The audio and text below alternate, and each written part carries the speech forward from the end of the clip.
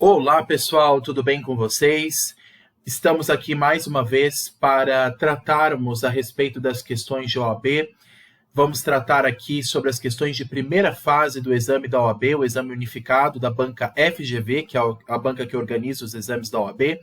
E nós vamos analisar a última prova, uma das últimas provas que tivemos, que foi o 38º Exame de Ordem Unificado, organizado pela banca FGV, para a OAB na primeira fase. Eu peguei o exemplo aqui da prova tipo 1, que é a prova de cor branca, mas vocês podem também, acessando pelo site da FGV, o exame unificado, lá tem todas as provas, mas eu procurei juntar todas as questões de tributário de primeira fase aqui no slide para ficar mais fácil a visualização. E o objetivo dessa aula, pessoal, assim como nós temos as aulas expositivas, as aulas que eu procuro explicar para vocês o conteúdo da disciplina, essa aula de hoje será uma aula dinâmica que focará resolução de questões, tá? Então, nós não podemos só focar na teoria, nós também temos que botar em prática aquilo que nós já estudamos ao longo de várias aulas sobre as diversas espécies tributárias, sobre obrigação tributária, lançamento tributário, até processo tributário em alguns aspectos gerais. Nós precisamos agora colocar em prática e vamos aqui acessar as questões que caíram no 38º Exame de Ordem. Eu vou ampliar aqui os slides, pessoal. Acredito eu que acho que dá para visualizar, sim, talvez fique melhor a visualização. Então aqui, pessoal, nós vamos analisar 5 questões, lembrando que na primeira fase do exame da OAB caem 5 questões de matéria de tributário. Então vai fazer uma grande diferença para vocês. O pessoal que está prestando aí a primeira fase da OAB, gostando ou não de tributário, tributário é uma matéria em peso que cai no exame de ordem e que sim vai fazer diferença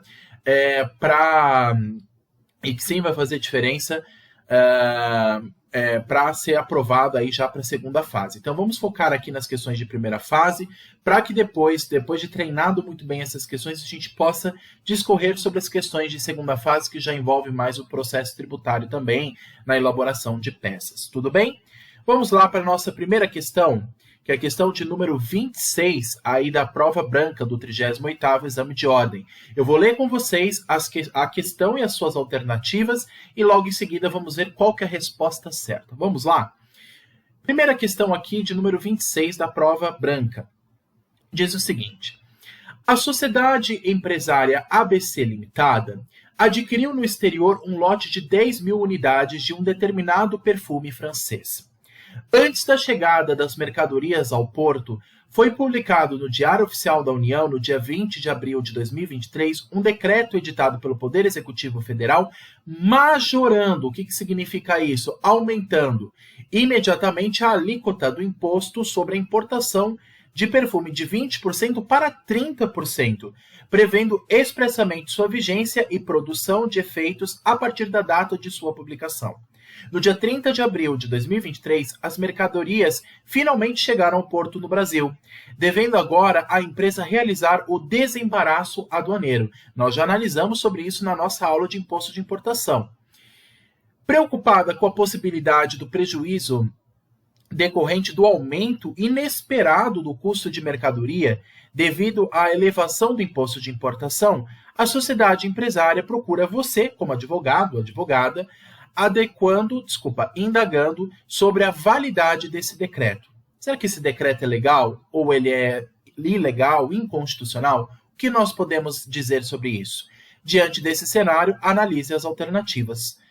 E aí vem embaixo qual que vai ser a alternativa correta. Analise a afirmativa correta. Alternativa A diz o seguinte: diante desse cenário que a gente viu, que houve um aumento de alíquota no mesmo instante que foi decretado pelo Poder Executivo Federal. Lembrando que nós já tivemos uma aula sobre imposto de importação, que é inclusive o vídeo mais assistido aqui no canal. Quem não viu, pessoal, dá uma passadinha lá na nossa aula de imposto de importação, onde nós já analisamos, inclusive, a regra matriz de incidência do imposto de importação. Falei sobre a alíquota do imposto de importação, que lembrando que é um imposto de natureza extrafiscal, ou seja, a alíquota pode ser alterada, ou seja, majorada pelo Poder Executivo Federal. Mas será será que essa alteração ela pode ser feita no mesmo dia? Então, alterou essa alíquota, será que pode ser decretado no mesmo dia? No caso, o nosso cliente, a Sociedade Empresária ABC Limitada, ficou assustada com esse aumento de 20% para 30%. E essa aplicação imediata do aumento dessa alíquota, né? Porque as mercadorias chegaram 10 dias depois da decretação, né? Então, dia 20 de abril foi decretado, dia 30 de abril chegou essa mercadoria no Porto Brasileiro, só que agora vai incidir uma alíquota maior de 30%. E o que fazer nesse caso? Alternativas dizem o seguinte, alternativa A elevação desta alíquota por decreto violou o princípio da legalidade tributária. A alíquota B, o prazo previsto para a produção de efeitos da elevação de alíquota violou o princípio da anterioridade tributária nonagesimal. Alternativa C. Embora tal imposto seja classificado como extrafiscal, deve obediência ao princípio da anterioridade tributária anual. Alternativa D. A majoração dessa alíquota e a sua produção de efeitos imediata são válidas. Qual dessas alternativas será que se aplica a esse caso? Alternativa A, B, C ou D? O gabarito oficial é a alternativa D de dado. A majoração dessa alíquota do imposto de importação e a sua produção de efeitos imediata são válidas. Por que essa é a correta? Quando nós estudamos imposto de importação, ele é um imposto de natureza extrafiscal. Até a alternativa C começou correta. Embora tal imposto seja classificado como extrafiscal, e de fato ele é, assim como o imposto de exportação, assim como o IPI, o IOF, ele deve obediência ao princípio da anterioridade anual, nonagesimal ou legalidade? Errado. Esses princípios não se aplicam ao imposto de importação. Então, a alíquota ela pode ser alterada por mero ato do Poder Executivo. A alíquota, não a base de cálculo. A alíquota pode ser alterada por mero ato do Poder Executivo Federal.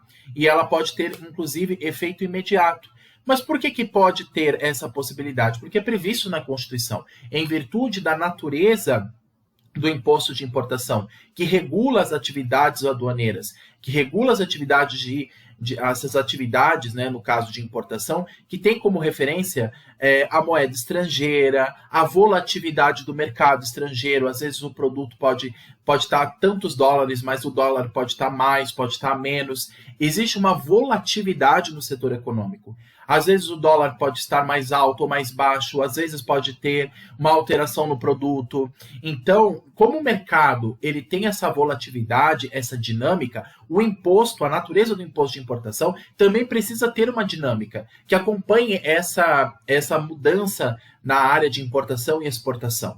Então, por isso que a alíquota ela pode ser alterada por mero ato do Poder Executivo, para ser até mais rápido acompanhar essa mudança. Não precisa mandar para o Poder Legislativo para alterar a alíquota. No caso, a Constituição já garante que essa alíquota pode ser alterada por ato do Poder Executivo Federal. Tudo bem? E ela já tem efeito imediato. Então, nesse caso, por ser um imposto de natureza extrafiscal, a alternativa correta para essa questão é a alternativa D. A majoração dessa alíquota e a sua produção de efeitos imediata são válidas. Essa questão, pessoal, caiu nesse exame. Esse exame é desse ano de 2023. Então, vê que é uma questão muito recente. Nós já tivemos a nossa aula de regra matriz de incidência tributária de imposto de importação. Como é que eu vou ter acesso a essa aula? Dá uma passadinha no meu canal, curtam os vídeos, se inscrevam e lá vocês vão ter o acesso à aula do imposto de importação. É só pesquisar no meu canal que as informações estão lá. Veja que a primeira questão de tributário no exame já tratou desse assunto. Vamos para a segunda questão, matéria de IPTU. Nós já estudamos IPTU também. Pessoal, quem não está acompanhando o canal, dá uma passadinha lá que eu analisei com vocês todos os impostos e cada um deles a sua RMIT, que é a Regra Matriz de Incidência Tributária. Isso não somente cai, isso despenca na OAB. Então, vocês precisam ter isso em mente, tá? A regra matriz, critério material, critério espacial, critério temporal, tudo isso nós analisamos, aqueles 5 critérios sobre a regra matriz de incidência tributária de cada um dos impostos. Isso cai na primeira fase da OAB, então fiquem atentos a isso. Vamos lá, segunda questão aqui, de número 27, da matéria de direito tributário. Vamos lá. Em dezembro de 2022, um decreto do prefeito do município Alfa atualizou o valor do Imposto Predial Territorial Urbano, que é o IPTU, a contar do dia 1º de janeiro de 2023, atendo-se à aplicação do Índice Oficial de Atualização Monetária. Além disso, nesse mesmo decreto, acompanhado da estimativa de impacto orçamentário e financeiro, estabeleceu-se também, a contar do dia 1º de janeiro de 2023, a isenção de IPTU para imóveis localizados no centro da cidade que fossem destinados exclusivamente para moradia, visando a diversificar a ocupação naquele local e dar efetividade ao princípio da função social da propriedade. Diante desse cenário, analise a alternativa correta. Alternativa A. Tal decreto poderia ser usado apenas para atualizar o valor do IPTU. A concessão de tal isenção, por ter base de função social da propriedade, poderia ser feita por meio de decreto. Alternativa C. Embora possa ser usado tanto para a atualização deste valor de IPTU como para a concessão desse tipo de isenção, tal decreto violou o princípio da anterioridade tributária nonagesimal. E alternativa D. Este decreto não é instrumento normativo hábil, seja para a atualização deste valor do IPTU, seja para a concessão deste tipo de isenção. Qual é a alternativa correta nesse caso, pessoal? A alternativa correta, segundo o gabarito oficial, é alternativa A. Tal decreto poderia ser usado apenas para atualização do valor de IPTU. Nós analisamos sobre isso. A atualização da base de cálculo do IPTU, que tem como base o valor venal do imóvel, ela pode ser atualizada por decreto do poder municipal, no caso, pelo prefeito do município. Só que o que acontece? Teve um erro aqui. Além disso, ele diz o seguinte: neste mesmo decreto, acompanhado da estimativa do impacto orçamentário e financeiro, estabeleceu-se também, a contar do dia 1º de janeiro de 2023, a isenção de IPTU. Pera lá, isenção ele concede por meio de decreto? Não, nós já vimos isso. Isenção ele concede por meio de lei. Decreto é ato do poder executivo, não é ato do poder legislativo. Então, ele não pode, por decreto, estabelecer isenção. Ele pode atualizar o valor do IPTU, a base de cálculo do IPTU, mas ele não pode conceder isenção. Isenção é somente por lei. Então, tal decreto poderia ser usado apenas para atualizar o valor do IPTU e não conceder isenção. Como disseram outras alternativas aqui. A isenção não pode ser concedida senão por meio de lei, pelo princípio da legalidade tributária. Então, nos leva à resposta correta, alternativa A. Próxima questão. Já tivemos duas questões sobre imposto. Vê que é uma matéria bem importante. Próxima questão aqui, 28. O Estado Alfa alterou por meio de lei a contribuição social para o custeio do regime próprio da Previdência Social, cobrado dos seus servidores ativos, servidores dos estados, no caso, dos aposentados e dos pensionistas. José e Márcio são servidores públicos do mesmo órgão estadual, ganhando cada um, respectivamente, a remuneração mensal de R$15.000 e de R$10.000. José, ao notar que a alíquota incidente sobre sua remuneração era de 16,5%, ao passo que, para Márcio, a alíquota era de 14,5%, ficou indignado e, em relação a essa situação diferenciada, resolve contratar você, como advogado ou advogada, para um eventual questionamento judicial. Então, nosso cliente aqui, que é o Márcio, ele não está entendendo por que a alíquota sobre a minha remuneração é de 16,5% e para o meu colega só de 14,5%. Eu quero procurar você, que é advogado ou advogada, para que me responda essa questão. A respeito da posição de José, analise a alternativa correta. Alternativa A. Nenhum tributo incidente sobre a renda ou proventos poderá ter alíquota progressiva, sob pena de violar a capacidade contributiva. Será que é isso mesmo? Vamos ver as outras alternativas. B. É vedado a adoção de alíquotas progressivas para essa espécie de contribuição social em respeito ao princípio da capacidade contributiva. Será que é essa mesmo? Alternativa C. A progressividade tributária deve ser obrigatoriamente adotada para todos os tributos estaduais, nos termos da Constituição Federal de 88, né? Constituição da República Federativa do Brasil, de 88, esse CRFB de 88, garantindo-se efetividade ao princípio da capacidade contributiva. A alternativa D diz o seguinte: essa espécie de contribuição social poderá ter alíquota progressiva de acordo com o valor da base de contribuição. A alternativa correta aqui para esse caso é a alternativa D de dado. Esta espécie de contribuição, no caso a contribuição social para o custeio do regime da Previdência Social, poderá ter alíquotas progressivas de acordo com o valor da base de contribuição. Claro. Por que teve essa diferença de alíquota? Quanto que o José ganhava? 15 mil. E o Márcio? 10 mil. O José ficou indignado. Por que a minha alíquota é de 16,5% e a do meu colega de 14,5%? Não deveria ser igual? Não deveria cobrar o mesmo que o meu colega Márcio, por exemplo? Não deveria ser não deveria ter paridade de alíquota? Não. Nesse caso, assim como no imposto de renda, quanto maior a base de contribuição, maior a alíquota. É óbvio. Quanto mais eu ganho, quanto mais eu tenho acrescido ao meu patrimônio, mais vai ser arrecadado, mais vai ser retirado. Não só para o imposto de renda, mas nesse caso para a contribuição social, que é um tributo que financia o sistema da Seguridade Social, no caso, o sistema previdenciário. Assim como existe o sistema, que é o Regime Geral da Previdência Social, o RGPS, que é o regime geral que geralmente as pessoas adotam, você tem o regime específico para servidores públicos. E para servidores públicos, também a alíquota pode ser diferenciada. Quanto mais eu ganho no serviço público, mais vai ser acrescido sobre esta base de cálculo, tudo bem? Então, essa é a alternativa correta. No caso, a alternativa D de dado.